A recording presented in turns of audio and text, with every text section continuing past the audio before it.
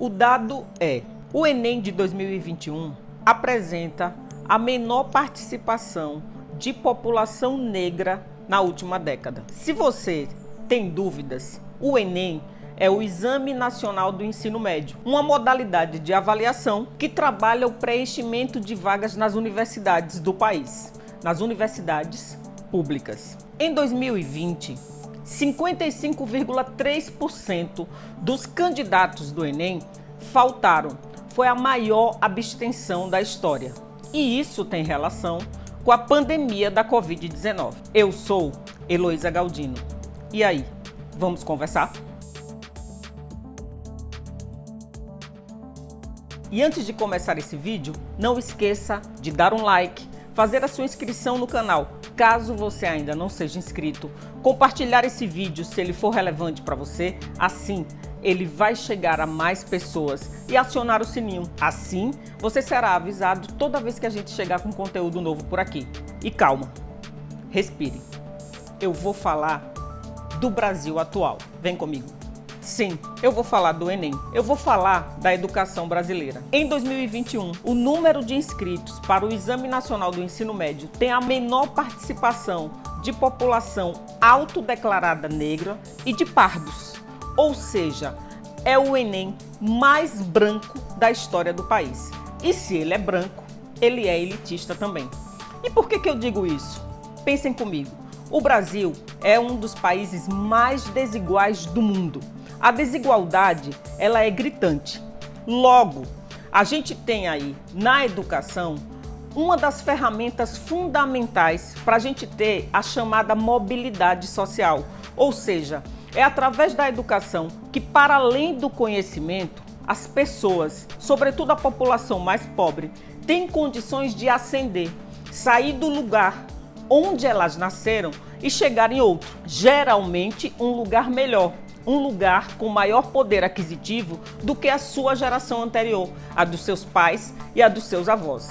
E quando a gente fala de desigualdade no caso do Brasil, é claro que a gente vai ter uma relação direta dela com o racismo estrutural que caracteriza a nossa população. Afinal, depois da chamada abolição da escravidão, a gente não teve nenhuma política de reparação histórica. Logo, negros e negras começaram a dar elasticidade à população pobre do nosso país. E isso veio sucedendo de geração em geração. Muito recentemente, o Brasil passou a ter política de cotas. Mas antes de falar da política de cotas, eu quero voltar ainda para a questão do processo de abolição da escravidão.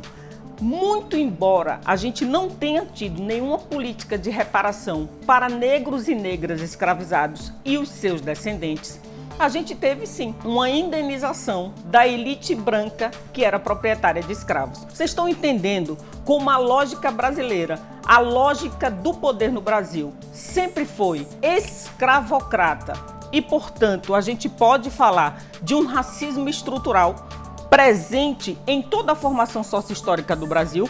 Agora, voltando à política das cotas. A política das cotas, ela foi instituída no Brasil há pouco mais de uma década. E ela representou, pela primeira vez na história, a possibilidade concreta da gente ter o chamado ensino superior, ou seja, as universidades, com uma presença mais significativa da população negra, uma vez que as cotas, sejam elas raciais ou econômicas, permitiram que negros e negras pudessem acessar o ensino superior e se formar em cursos que, historicamente, eram cursos elitizados.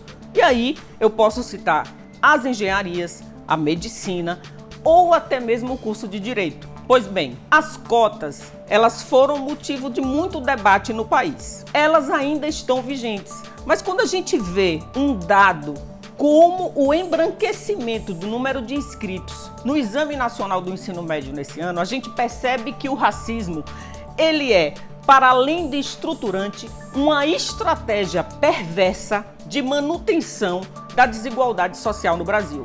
E aí, a gente não tem como dissociar isso do que acontece no governo federal atual. A Afinal de contas, a gente tem um Ministério da Educação que está em seu terceiro ministro e que o ministro atual, o senhor Milton Ribeiro, um pastor evangélico, em suas aparições públicas já disse mais de uma vez que o ensino superior não deveria ser para todos, ao contrário, deveria ser para poucos. Vocês estão entendendo o que uma argumentação como essa quer dizer? Sim, é isso mesmo.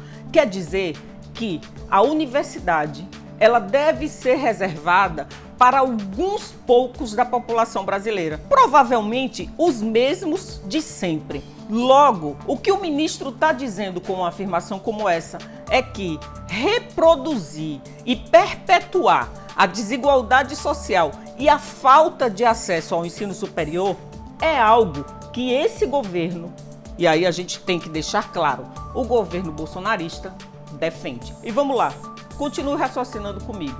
Se a gente teve em 2020 a maior abstenção da história do Enem, foi justamente porque essa população negra, pobre, primeiro, parou de ter aula. O isolamento social criou uma condição desigual. Afinal de contas, quem tem condições de estudar no ensino privado continuou tendo aulas, tendo acesso à internet. Nada disso foi permitido para as populações mais pobres.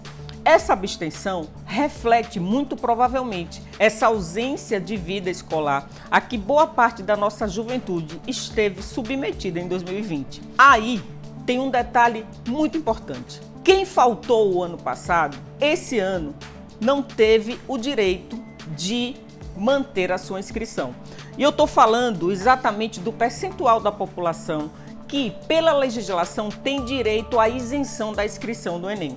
O governo federal, o governo de Bolsonaro, com o seu ministro Milton Ribeiro, tirou o direito de manutenção da inscrição de 2020 para quem faltou.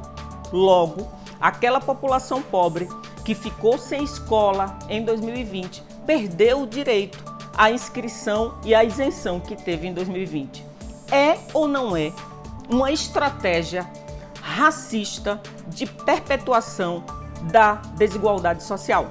O problema é que, para além do Enem, a gente tem um Ministério da Educação que não tem política para a área, além de falar de exclusão e de corte de verbas. E além disso, a gente convive com declarações do ministro, como a última pérola lançada por ele, relacionada à dificuldade de aprendizagem que crianças vistas como normais na visão dele têm ao frequentar a mesma sala de aula com PCD, pessoas com deficiência, nesse caso, com crianças com deficiência. Vocês estão entendendo como todo o processo da educação no Brasil, um direito fundamental e uma oportunidade única para você ter mobilidade social, está travada nesse momento no Brasil? Isso é muito grave. E é tão grave que a gente volta àquilo que é a tônica em todas as conversas que a gente tem nesse canal, a política. E é importante registrar, quando a gente fala dessa questão do posicionamento do ministro Milton Ribeiro a respeito das crianças com deficiência. Hoje é o Dia Nacional de Luta das Pessoas com Deficiência. E o fato da gente ter esse tema da educação inclusiva tramitando hoje no STF é motivo de alerta.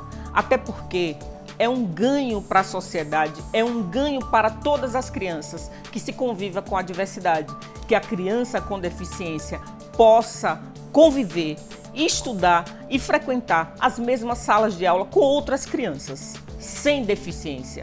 Porque essa ideia de criança normal ou anormal é mais uma forma de vociferar preconceito e reproduzir o desrespeito à diversidade e àquilo que é diferente. E o que não dá, gente, é para dissociar esse modelo ou esse trato da educação com todo o resto. Algo que está no entorno de tudo que a gente fala aqui nesse canal, a política. É a ausência de política de educação, é a ausência de posição e de visão da educação como algo estratégico para o Brasil que permite que a gente chegue a uma situação como essa. Nós estamos em pleno 2021 debatendo retrocessos permanentes em todas as áreas do Brasil. E aí eu faço o link com um debate que está posto em todos os vídeos que a gente sobe por aqui. Passou da hora da gente debater com seriedade o impeachment do atual presidente da República.